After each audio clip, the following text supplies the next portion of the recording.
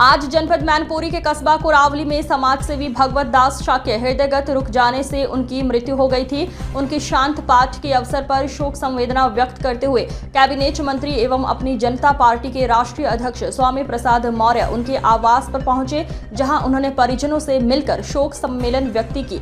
इस उपरांत मीडिया से रूबरू हुए, जहां उन्होंने भारतीय जनता पार्टी एवं समाजवादी पार्टी पर जमकर निशाना साधा। उन्होंने भारतीय जनता पार्टी को आने हाथ लेते हुए कहा, भारतीय जनता पार्टी के कार्यकाल में भ्रष्टाचार के अलावा गुंडे बड़े पैमाने पर पनप रहे हैं, जिस पर कोई अंकुश लगाने वाला नहीं है। पूरे देश और प्रदेश में संविधान की धज्जियां उड़ाई जा रही है। किसानों की कोई सुनने वाला नहीं है। किसानों को समय पर खाद भी नहीं मिल पा रही है, मात्र मिलती है लाठियां।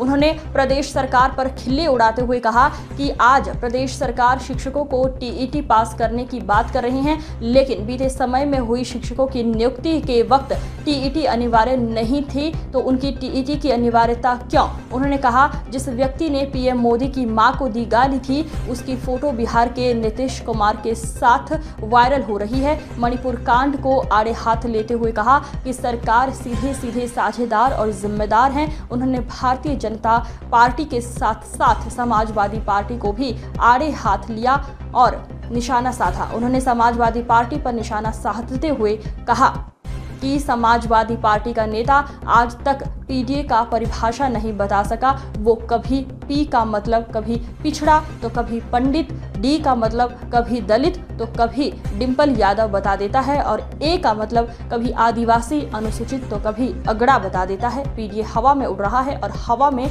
उड़कर रहेगा। और क्या क्या कुछ उन्होंने बताया, देखिए ये रिपोर्ट। का संविधान बताया है, जिस पर जो पूर्व सीएम मायावती रही हैं, उन्होंने एक्स पर पोस्ट करके एक नाराजगी भी जताई। क्या कहेंगे? मनुस्मृति न कभी भारत का संविधान था और न कभी भारत का संविधान हो सकता है। भारत का संविधान केवल भारतीय संविधान है, जिसको बाबा साहब डॉक्टर भीमराव अम्बेडकर ने तैयार किया था। और भारत के प्रथम राष्ट्रपति डॉक्टर राजेंद्र प्रसाद जी और प्रधानमंत्री पंडित जवाहरलाल नेहरू जी को समर्पित करके देश को एक नया संविधान दिया था। और वो भारतीय संविधान पूरे विश्व में सबसे ज़्यादा अच्छा, व्यवहारिक, सभी धर्म, पंथ, संप्रदाय, जाति, वर्ण के लोगों को जोड़ने का एक ऐसा सूत्र है जो पूरे देश को मजबूत बनाता है। रही बात मनुस्मृति की, मनुस्मृति वो ब्राह्मणों का ग्रंथ हो सकता है। देश का संविधान था न कभी हो सकता है, क्योंकि मनुस्मृति में केवल ब्राह्मण महिमा गुणगान किया गया। हम ज्यादा उल्लेख नहीं करेंगे। अगर आपने मनुस्मृति की जिक्र किया तो एक दो उसके उदाहरण के स्वरूप दृष्टांत प्रस्तुत करूंगा।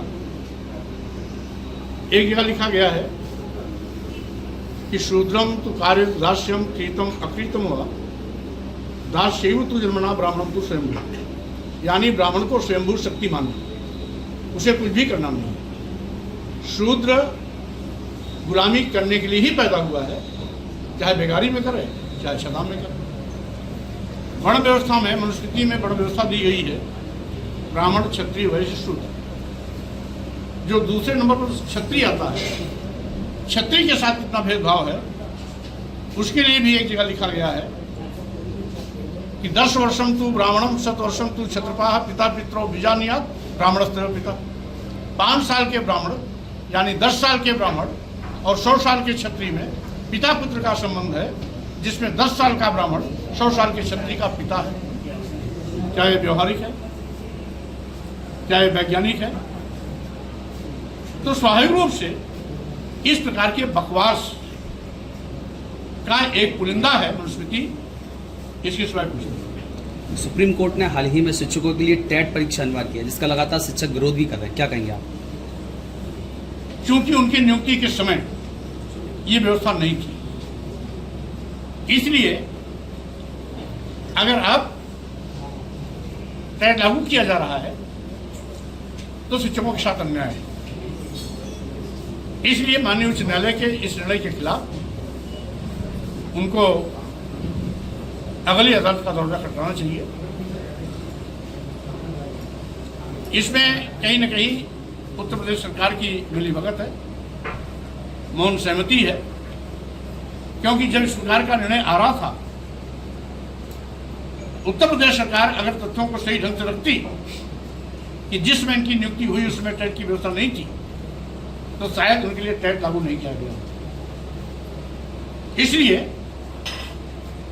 ये जो कुछ भी शिक्षकों के साथ अन्याय हो रहा है उसके लिए जिम्मेदार और जवाबदेह उत्तर प्रदेश सरकार है। अभी बीजेपी सरकार है, कानून की बड़ी बड़ी बातें करती है, ऐसे में दिशा पाटनी जो बॉलीवुड एक्ट्रेस है, उनके घर के बाहर फायरिंग हुई है और एक गैंग ने उसकी जिम्मेदारी मिली है, क्या कहेंगे आप?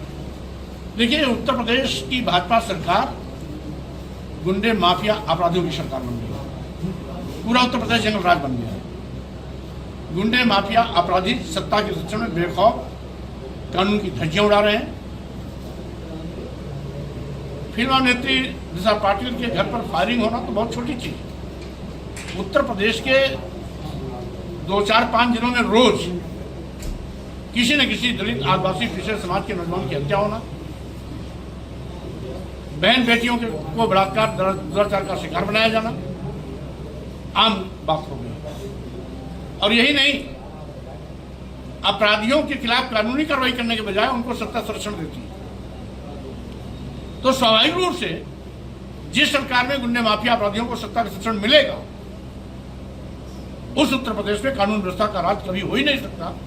और यही कारण है कि पूरे उत्तर प्रदेश का कानून व्यवस्था ध्वस्त हो चुकी है और पूरा प्रदेश जंगलराज का पर्याय बन गया है। ओबीसी ने अभी हाल ही में एक बयान दिया है, उन्होंने कहा है भाजपा पर उन्होंने निशाना साधा है, जिसमें कहा है कि 26 भारतीयों की जान अहम है या फिर पैसा।